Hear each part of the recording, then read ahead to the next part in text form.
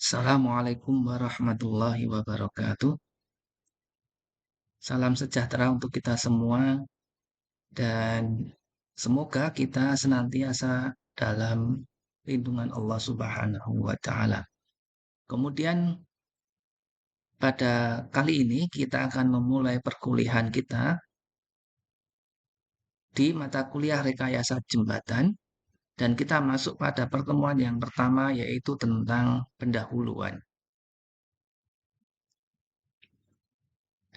Dan sebagai outlines pertemuan kita pada kali ini, yaitu yang pertama akan kita sampaikan tentang RPS atau Rencana Pembelajaran Semester dan Referensi.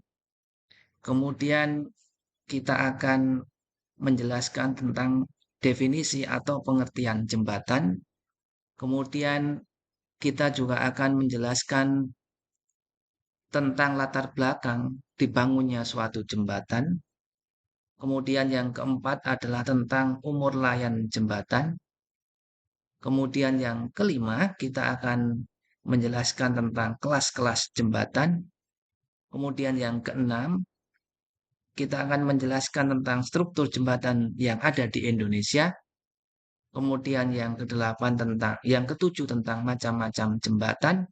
Dan yang kedelapan tentang detail jembatan. Yang pertama adalah tentang rencana pembelajaran semester.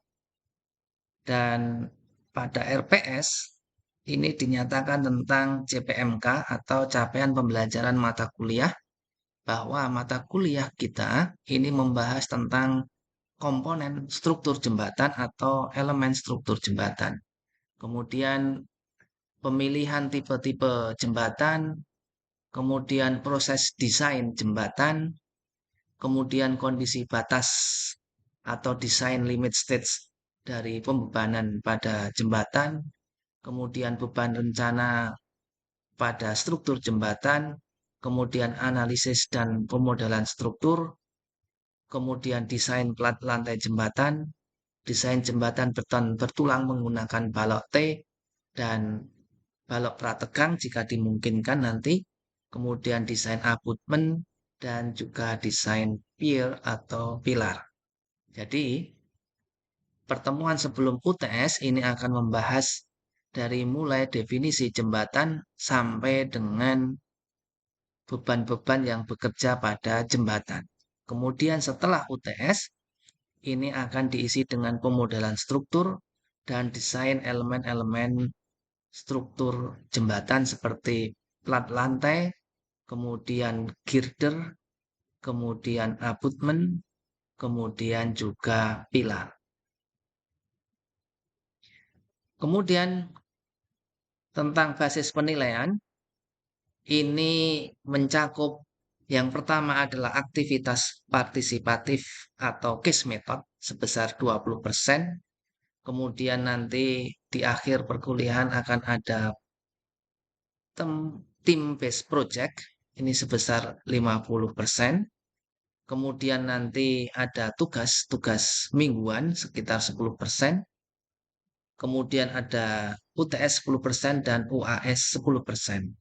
Jadi pada perkuliahan kita nanti nilai akan lebih banyak ditentukan dari keaktifan kalian mengikuti kuliah.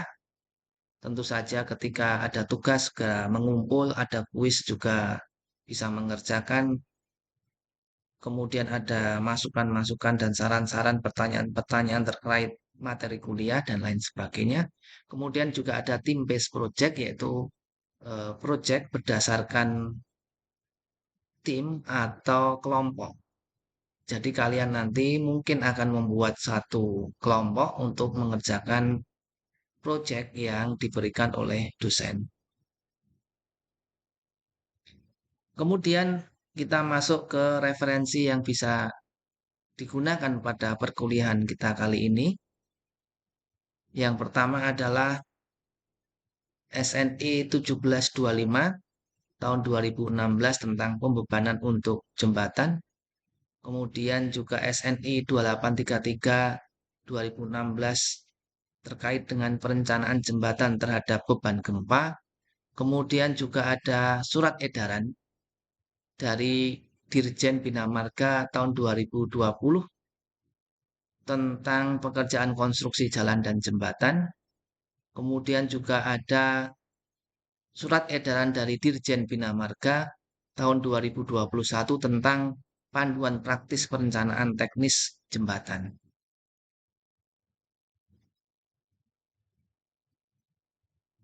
Sebagai contoh di sini misalkan kita punya SNI yaitu pembebanan untuk jembatan tahun 2016.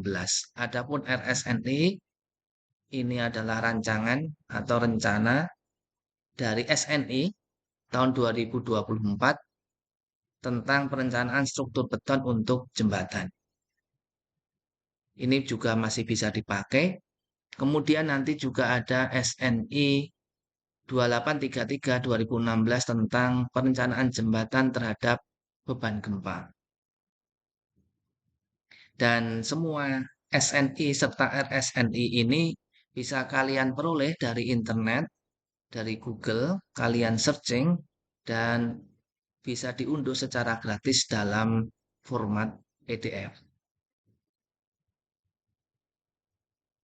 Adapun referensi berikutnya ini adalah tentang panduan praktis perencanaan teknis jembatan dari Dirjen Bina Marga sesuai surat edaran tahun 2021. Sedangkan untuk Bridge Design Manual atau Bridge Management System BMS ini mungkin sudah diperbaharui dengan aturan-aturan yang ada pada SNI yang tadi.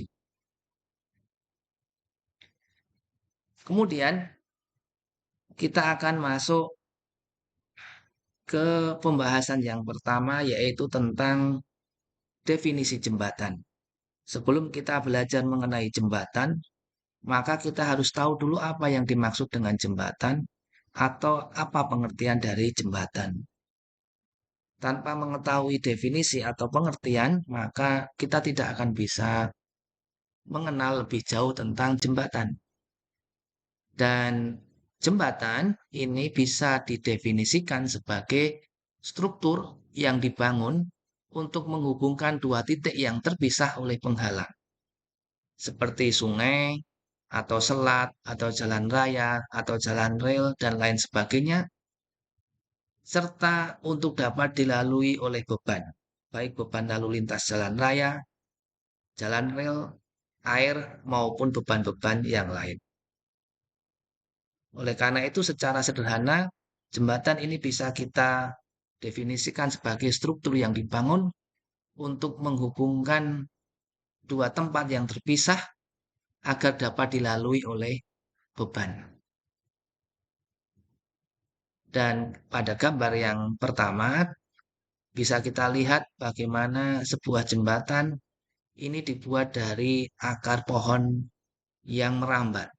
Kemudian dihubungkan antara titik yang pertama pada sisi kanan kita ke titik yang kedua pada sisi kiri kita dengan maksud atau tujuan agar bisa dilalui.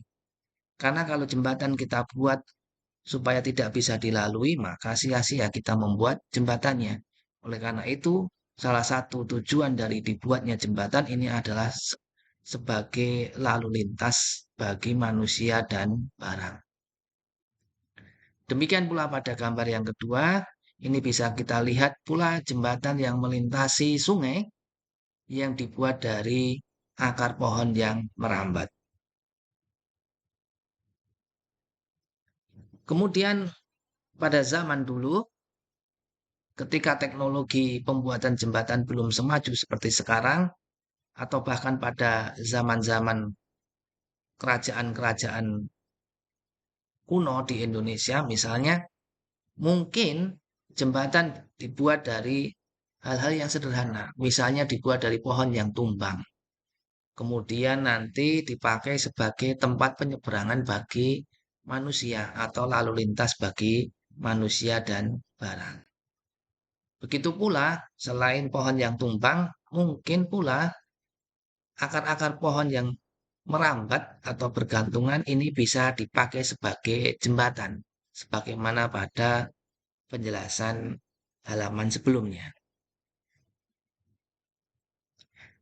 Berikutnya, setelah kita mengetahui tentang definisi dari jembatan, maka kita mempelajari tentang alasan yang melatar belakangi atau membuat dibangunnya sebuah jembatan. Ada banyak alasan, dan di antaranya yang pertama adalah untuk menghubungkan dua daerah yang terpisah. Jadi ketika ada dua kampung atau dua pulau yang terpisah, maka untuk bisa menghubungkannya supaya bisa dilalui oleh lalu lintas manusia dan barang, maka kita buat jembatan. Kemudian yang kedua adalah untuk memperlancar arus lalu lintas manusia dan barang sebagai salah satu kegiatan ekonomi. Jadi ketika lalu lintas manusia dan barang lancar, maka kegiatan ekonomi juga lancar. Pengaruhnya adalah tentang tingkat perekonomian masyarakat yang berada pada dua daerah yang terpisah tadi juga akan meningkat. Kemudian yang ketiga adalah adanya peningkatan volume lalu lintas atau kendaraan. Jadi ketika volume lalu lintas atau kendaraan meningkat pada suatu daerah, kemungkinan dibutuhkan jembatan tambahan. Maka jembatan yang baru dibangun untuk menambah jembatan yang lama atau untuk memperbarui jembatan yang sudah ada. Kemudian berikutnya yaitu tentang adanya penurunan kualitas dan kelayakan fungsi jembatan lama. Jadi ketika ada jembatan lama yang sudah tidak berfungsi secara penuh atau tidak layak difungsikan, maka perlu dibuat jembatan yang baru. Kalau yang tadi pada poin yang ketiga ini karena lalu lintasnya yang meningkat sehingga perlu dibangun lagi jembatan yang baru di samping jembatan yang lama untuk mendukung. Sedangkan pada poin yang keempat, ini karena adanya penurunan kualitas dan fungsi dari jembatan lama sehingga bisa pula nanti membahayakan. Akibatnya perlu dibangun jembatan yang baru. Kemudian yang kelima adalah selesainya umur layan jembatan lama. Jadi ketika sebuah jembatan dibangun, maka aturan atau standar atau kode ini sudah menetapkan bahwa jembatan ini layak berfungsi selama berapa tahun. Ketika nanti sudah selesai umur layan jembatan atau waktu melayani dari jembatan tersebut untuk manusia dan barang sudah selesai, maka perlu dievaluasi apakah jembatan tadi harus diganti dengan jembatan yang baru, maka otomatis kita membuat jembatan yang baru dengan merobohkan jembatan yang lama. Atau hanya sekedar memperkuat saja karena masih layak untuk difungsikan lagi.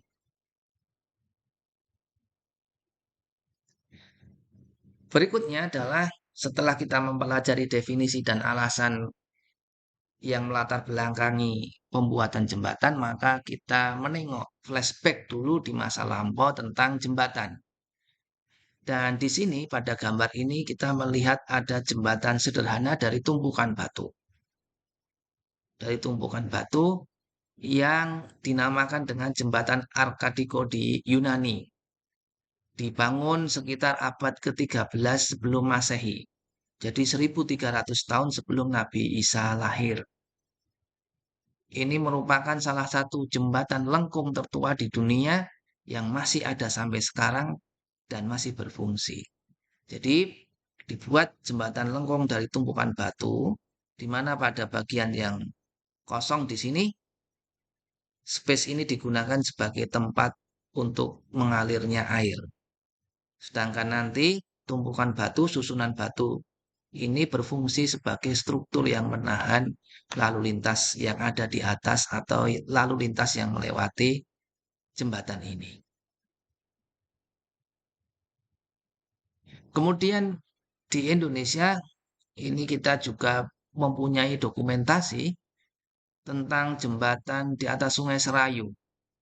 Dan ini terbuat dari kalau tidak salah adalah bambu atau kayu yang dibuat antara sekitar tahun 1910 sampai 1940. Ini tidak jelas kapan dibangunnya jembatan tersebut dan kapan selesainya, tetapi diperkirakan antara tahun 1910 sampai 1940. Kemudian di Prancis ini ada jembatan dari batang kayu di daerah Alpen, dekat pegunungan Alpen, dekat daerah Vallorcine. Jadi ini jembatan yang dibuat dari kayu yang kemudian diletakkan di atas dua tumpuan sebagai tempat penyeberangan. Kemudian selain jembatan-jembatan yang tadi sederhana, misalnya jembatan dari tumpukan batu ataupun jembatan yang relatif kompleks dari kayu dan bambu di atas Sungai Serayu, maka kita juga mendapati adanya jembatan yang dibangun pada masa Romawi. Jadi pada masa kerajaan Romawi masih berdiri, ini membangun suatu jembatan yang spektakuler. Jembatan untuk arus air atau talang air yang kita sebut dengan aquaduk. Pont du Gard ini di daerah Perancis. Jadi di daerah Perancis tetapi dibangun oleh bangsa Romawi. Bangsa Romawi ini adalah bangsa yang mempunyai ibu kota di kota Roma, Italia. Dan wilayah kekuasaannya hampir meliputi seluruh Eropa. Maka banyak ditemukan peninggalan-peninggalan Romawi baik di Prancis, Spanyol, maupun di daerah Yunani. Dan salah satunya adalah Pont du Gard, ini di daerah Prancis, yang berupa struktur jembatan untuk menyeberangkan air. Jadi yang diseberangkan di sini adalah air bersih melewati sungai. Dan sampai sekarang ini masih. Padahal kerajaan Romawi dibangun pada sekitar abad ke-1 atau tahun ke-0, tahun ke-1 Masehi. Berikutnya juga ada jembatan Romawi di daerah Cordoba atau Spanyol. Ini dibangun sekitar abad ke-1 sebelum Masehi. Jadi ada banyak peninggalan dan peninggalan orang-orang Romawi atau kerajaan Romawi ini banyak yang berupa peninggalan dalam konstruksi teknik sipil. Artinya konstruksi untuk kemajuan umat atau kemaslahatan umat manusia.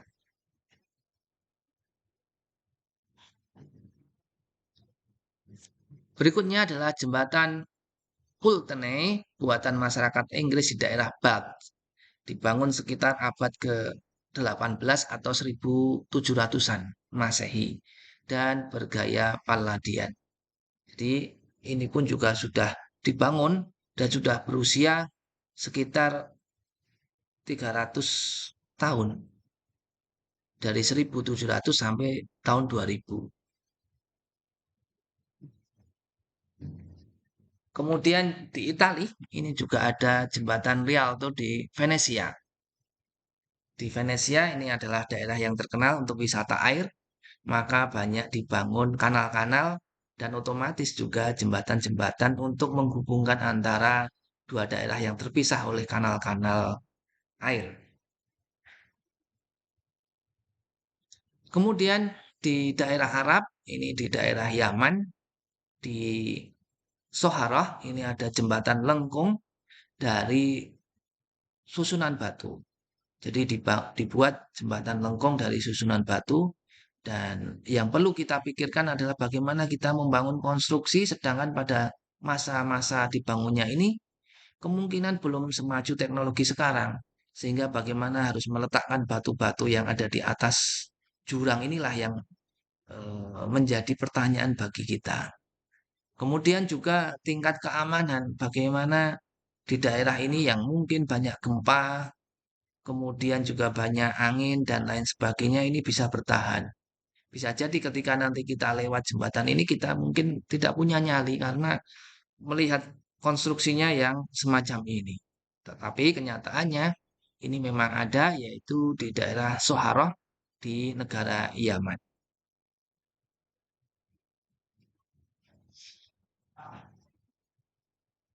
Kemudian tentang umur layan jembatan. Jadi setiap bangunan itu biasanya punya umur rencana atau umur layan.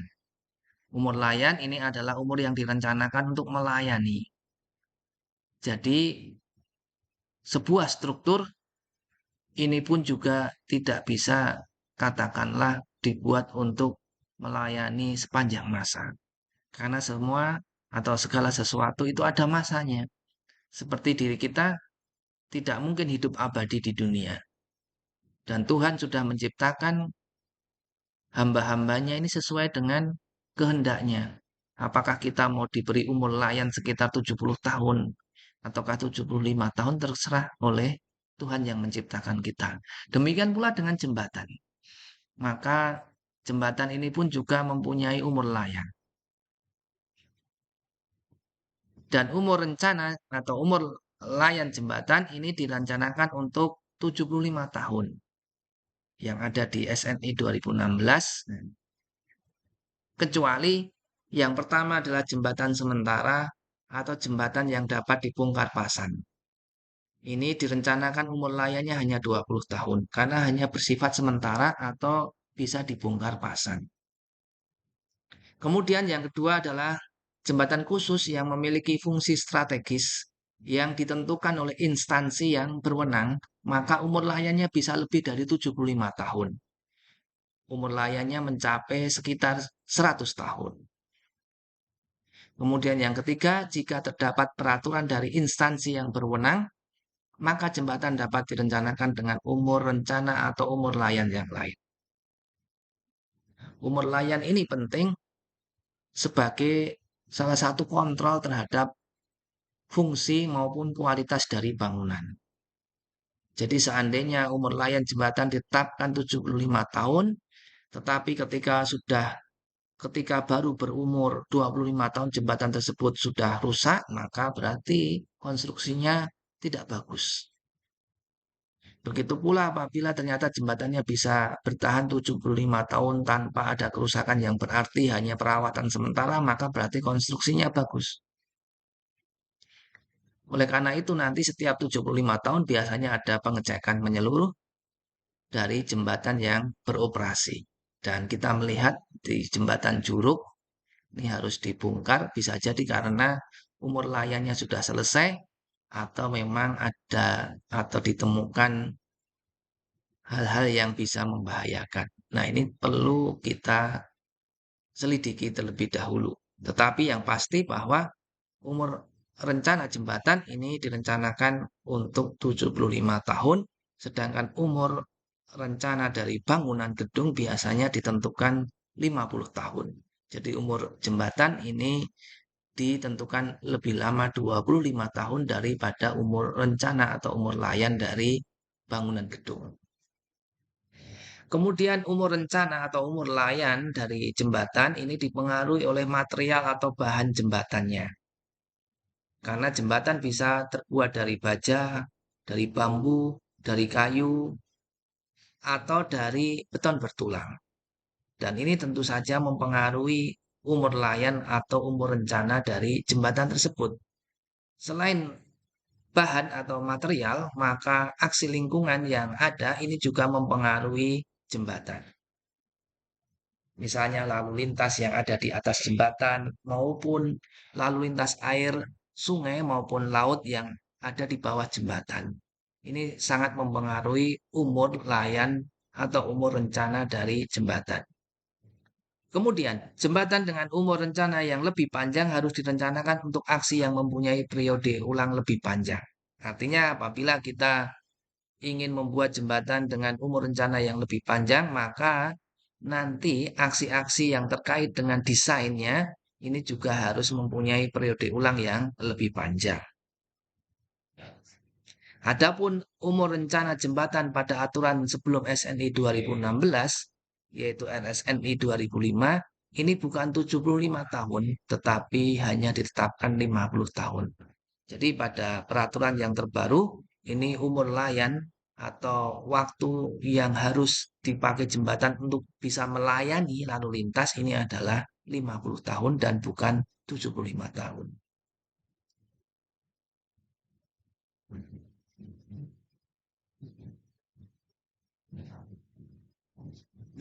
Kemudian